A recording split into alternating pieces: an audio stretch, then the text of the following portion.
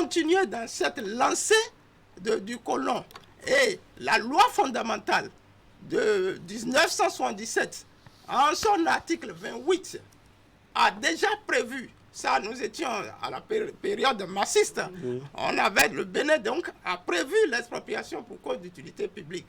Alors en dehors, au-delà de cette loi, c'est que la constitution du Bénin, en son article 22, a aussi prévu l'expropriation pour cause d'utilité publique. Et enfin, le code foncier domanial, qui a été élaboré en vigueur en 2013, modifié en 2017 et en 2020, a royalement prévu l'expropriation pour cause d'utilité publique en 16 articles 210 et suivants.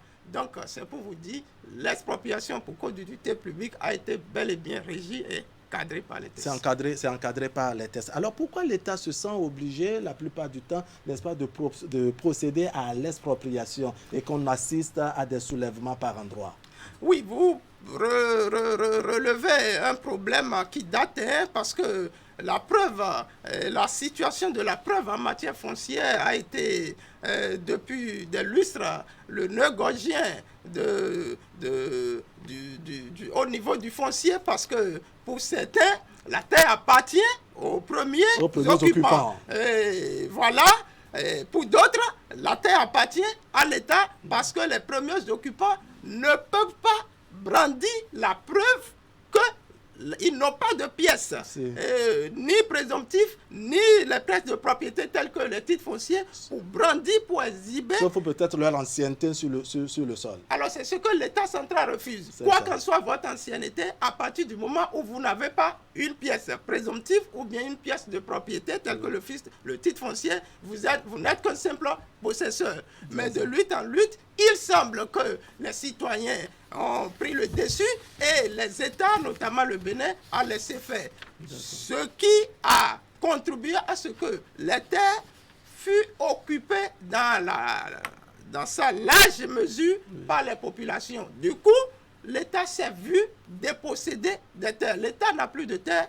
Alors, nous voulons des infrastructures. Il faut donc aller à l'expropriation. Voilà la raison pour laquelle l'État est obligé d'exproprier les terres. Alors, qu'est-ce qui justifie ces soulèvements qu'on observe la plupart du temps? Est-ce que peut-être parce que les tests ne sont pas vulgarisés pour que les populations comprennent, ou bien parce que les modalités, je dirais, de dédommagement des populations ne sont pas à la hauteur des biens qui se trouvent sur les terres en souvent? Alors, si vous posez cette question, si vous me demandez qu'il y a 10 ans passés, 6 ans passés, est-ce que ce sont les raisons? Ça, je vous dirais oui, mais actuellement, il faut savoir ceci. Tous les citoyens, toute la population veut avoir dans sa localité des infrastructures chaque citoyen veut avoir des routes, veut avoir des centres d'hôpitaux, de standing, veut avoir des bâtiments administratifs, des marchés et autres, veut avoir des marchés. Mais personne ne veut sacrifier sa propriété foncière pour la réalisation de ces infrastructures. Vous ne voyez pas que ces infrastructures qui sont bénéfiques à tout le monde, y compris les personnes expropriées. Donc, il y a un paradoxe. Voilà un peu. Alors, dans votre déclaration, sinon dans vos développements maintenant, vous semblez soutenir le gouvernement au détriment des populations. Ils ne seront pas totalement d'accord avec vous. Est-ce toujours la méconnaissance des tests? Alors, je dirais simplement que l'ONG Sauvons la Terre, dont je préside, donc vous êtes le président, voilà, a fait de sa priorité la lutte en matière foncière, la lutte pour le droit et les droits et les intérêts des populations. Et jusqu'à présent, nous ne dérobons pas à cette lutte-là, à cet engagement. Et que faites-vous concrètement pour défendre les intérêts des populations? Nous voulons de vous dire de façon méthodique que l'expropriation pour cause d'utilité publique est régie par les tests. Monsieur le journaliste, qui suis-je pour aller contre les tests de la République? C'est là le problème. C'est ça. Alors, il faut davantage une certaine vulgarisation des tests pour peut-être faciliter la tâche aux populations. Parce que plus elles comprennent, plus elles sont, je dirais, beaucoup plus dociles lorsque les opérations d'expropriation arrivent dans leur localité. La vulgarisation des tests n'est pas l'apanage, uniquement l'apanage de l'État central. C'est ça. C'est aussi un devoir pour les collectivités territoriales, c'est un devoir pour les associations, les indépendants qui pratiques qui sont dans le domaine comme nous sommes en train de le faire. C'est une forme de sensibilisation que nous faisons ici aujourd'hui. C'est pour vous dire que les tests de mieux en mieux sont vulgarisés depuis certains temps et au grand bonheur des populations. Donc je ne dirais pas que c'est forcément à cause des tests, mais peut-être à cause des prix proposés à ces expropriés. D'accord. Alors, qui doit définir clairement les prix de dédommagement, les modalités de dédommagement? Puisque, comme vous-même vous l'avez reconnu, c'est beaucoup plus à ce niveau que le problème se pose entre l'État central, n'est-ce pas, et les populations. Oui, les prix sont bien définis. Quand vous prenez la loi de finances de chaque année, il y a le référentiel des prix. C'est bien clair. Lorsque vous êtes dans cette zone, dans cette commune, voilà, lorsqu'on vous exproprié au mètre carré, voilà ce qu'on vous paye. Alors, je vais simplement dire rapidement que l'État n'a pas vocation, l'État ne veut pas exproprier. L'idée de l'État, ce n'est pas d'exproprier les citoyens possesseurs de quelques petits morceaux de terre. J'ai 600 mètres carrés, j'ai 900 mètres carrés. Il ne s'agit pas de ça.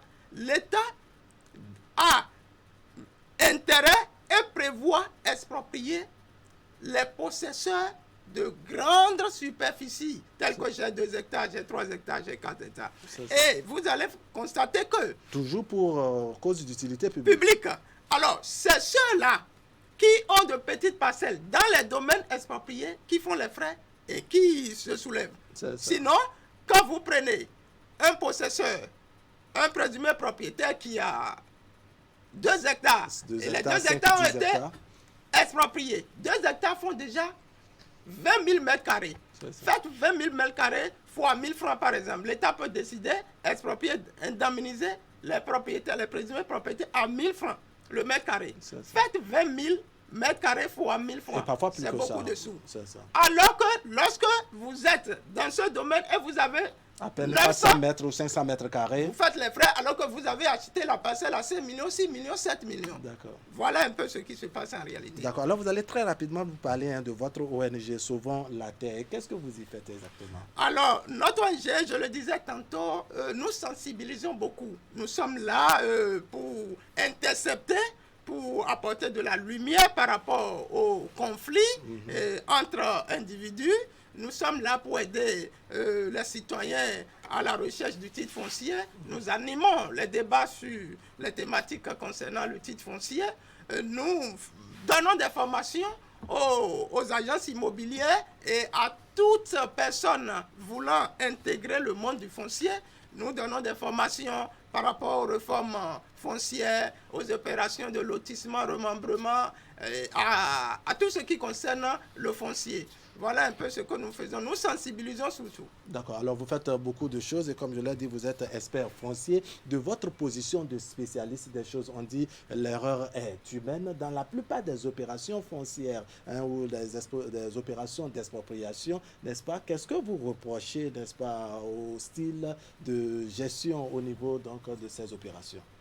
Alors, Est-ce que tout se passe souvent très bien du côté de l'État central ou plutôt du côté de la NDF qui se charge souvent de ce travail?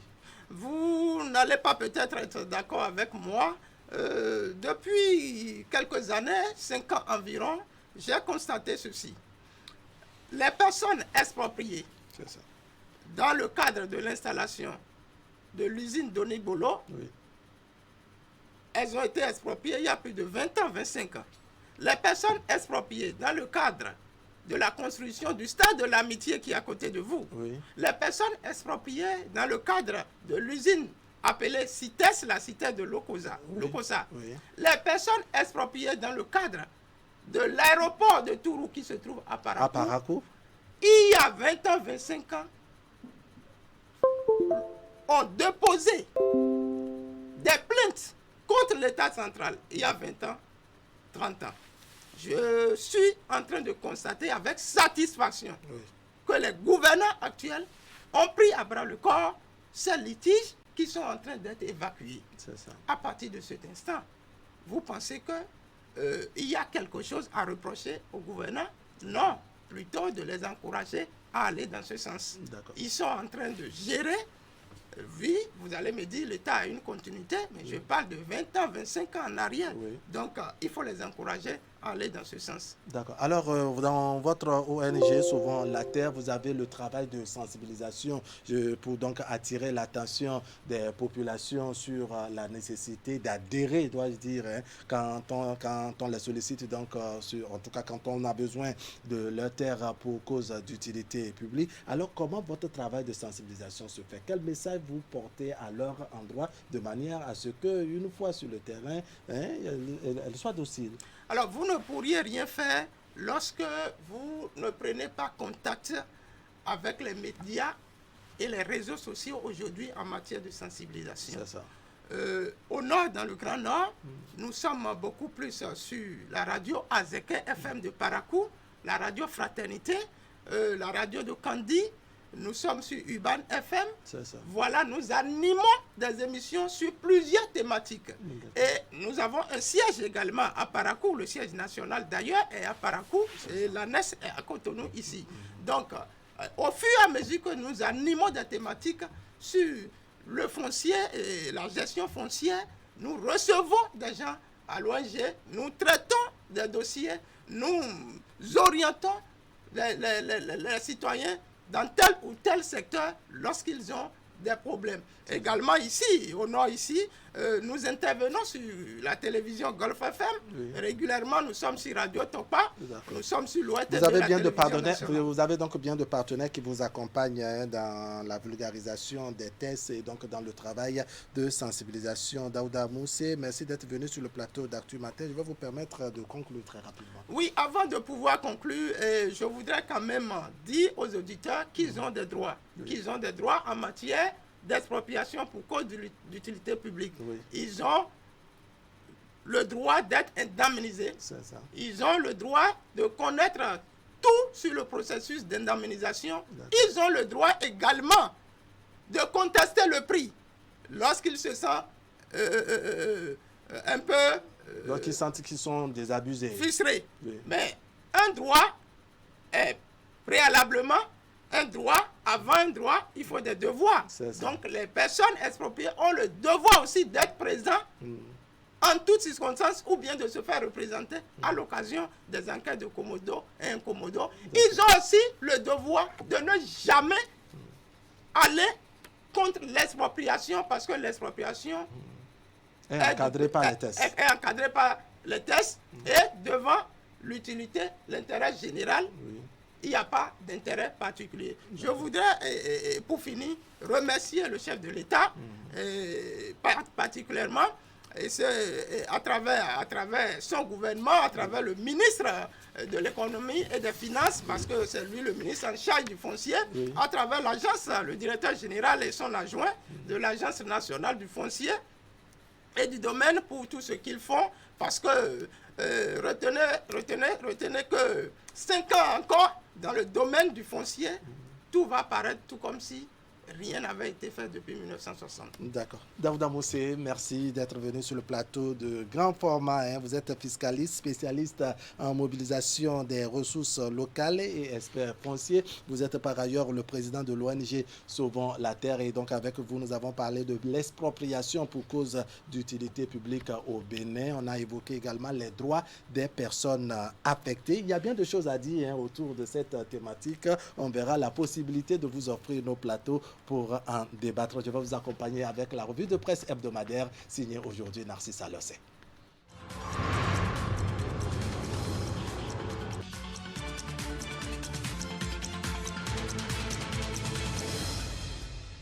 Bonjour à toutes et à tous. La Cour constitutionnelle a rendu cette semaine le verdict final de l'élection présidentielle d'avril 2021, confirmant la victoire du duo candidat Patrice Talon, Mariam Tchabi Talata Zimé.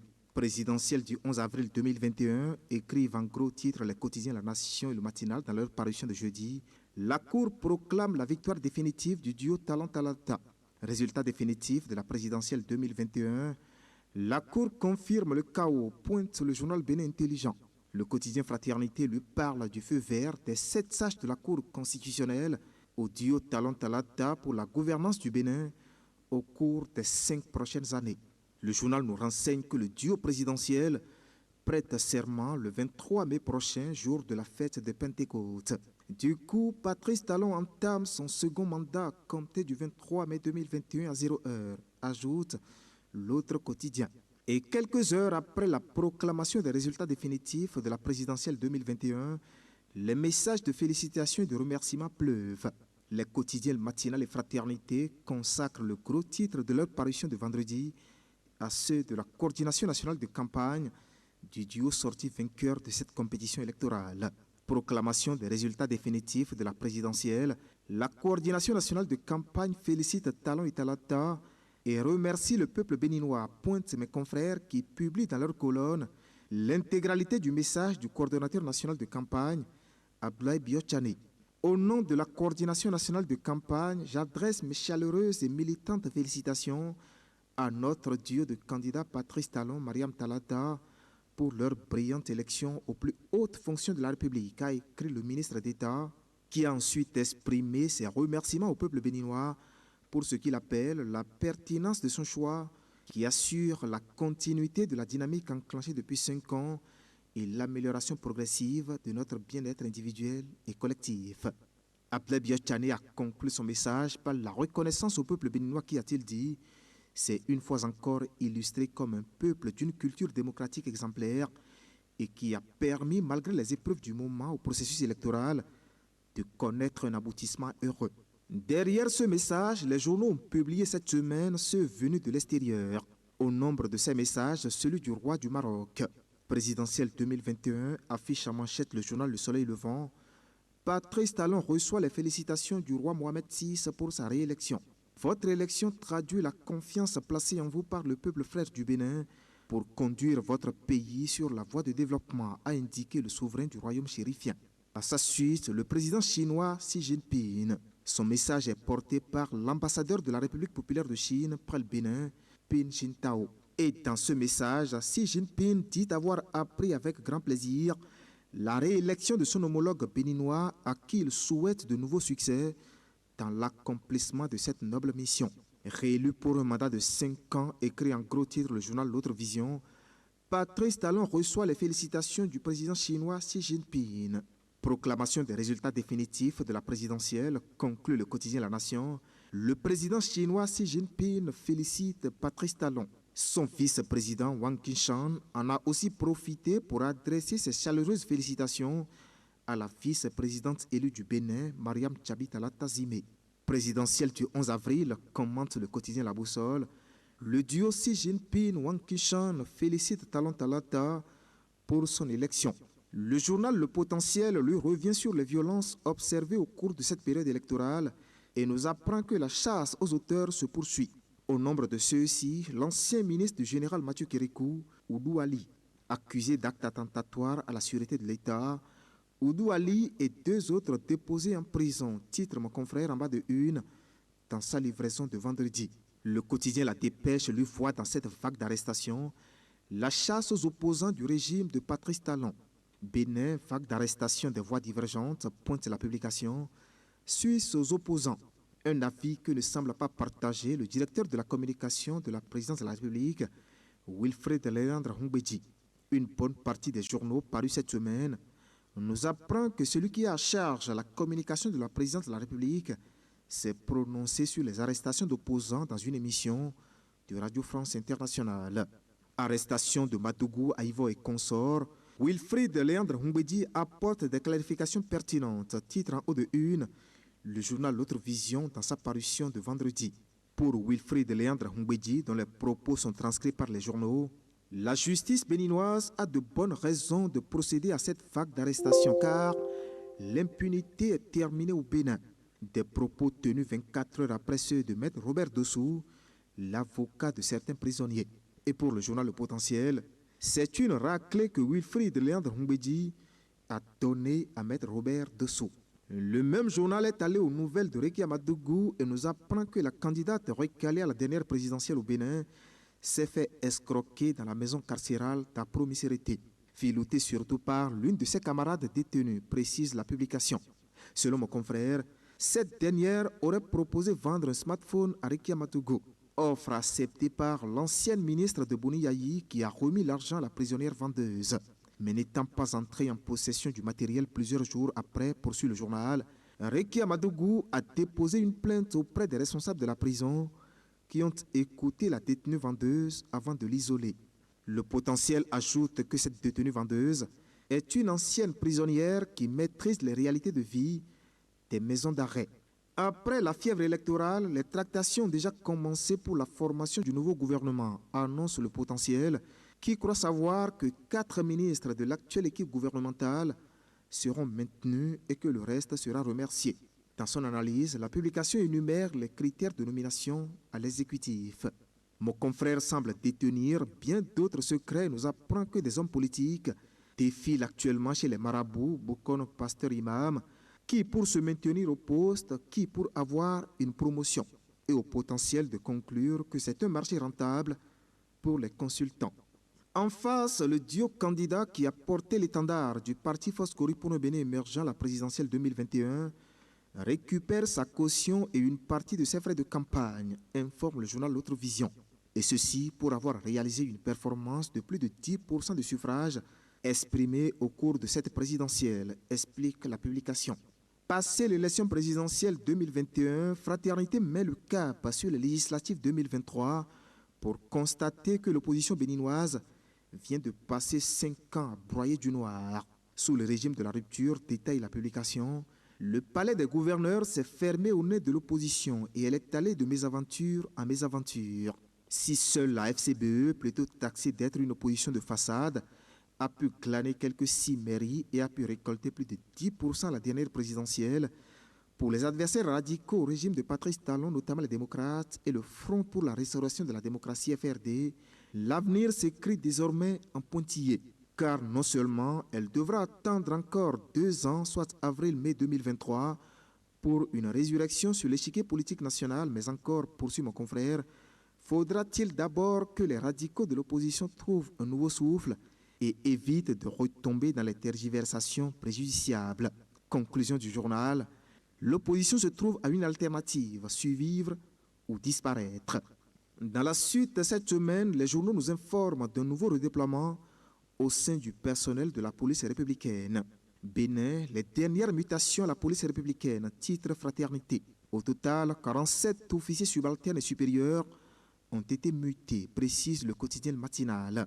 Selon le quotidien Fraternité, les agents redéployés devraient prendre service au plus tard le vendredi 23 avril dernier. Le journal publie d'ailleurs la liste de ces agents de la police républicaine qui ont été mutés. De la police républicaine à la presse, le Bénin fait grise mine, constatent les journaux. Sur le tableau du dernier classement mondial de Reporters sans frontières, le Bénin a encore chuté, écrit en haut de une, le journal Bénin Intelligent. La même information fait le gros titre du quotidien Matin Libre. Classement RSF 2021 Bénin, la descente continue, titre la publication. Et selon mon confrère, c'est le code du numérique qui est pointé du doigt. Classement RSF 2021, ajoute le quotidien La Dépêche, le déclin inquiétant d'un modèle. C'est l'essentiel à retenir cette semaine de l'actualité, vue et commentée par les journaux. Merci de m'avoir suivi et à la semaine prochaine.